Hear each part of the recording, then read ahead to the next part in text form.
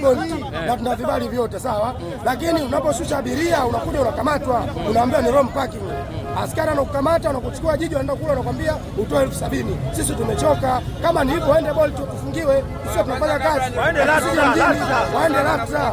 Tunateseka sana, wanatunyanyasa sana bodaboda, tunateseka, tumechoka. Kwa nini tukamatwe na tunalipia kila kitu? Leseni huko nayo, kila kitu nacho. Kwani tunakamatwa? Sisi tumeshachoka, tunakamata sana.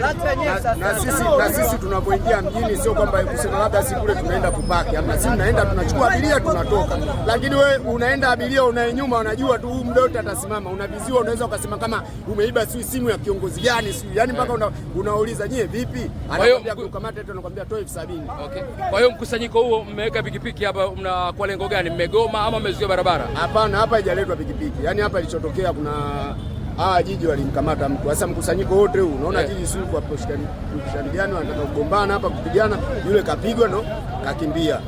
Kukimbia wazee ndo wanakuja juu, ndo watu umeona umati wote umeandamana. Okay. Tunateseka sana. Wafike basi kule Boicho waambie jamani, msio mnatoa request zinazoenda Kariakoo ala za kuingia. Yaani zisiwe zinatoka au tuache tu boda boda.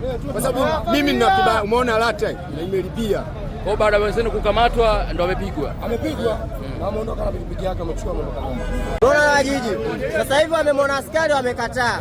Atutoe 70. Wakati kipindi cha nyuma tunatoa 70, wanakataa kutupa control number. Sasa hivi ameulizwa anasema eti tunatoa 50. Tunatoa 70.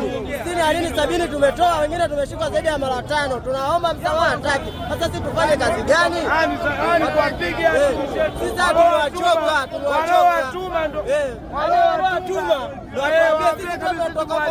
Tunaleta abiria tushushie wapi? Tunapakilia wapi? Hawezi ukatoka Mbezi huko 10,000 unakuja Kariakoo rudi tupu. Mafuta sasa hivi lita moja 4,000.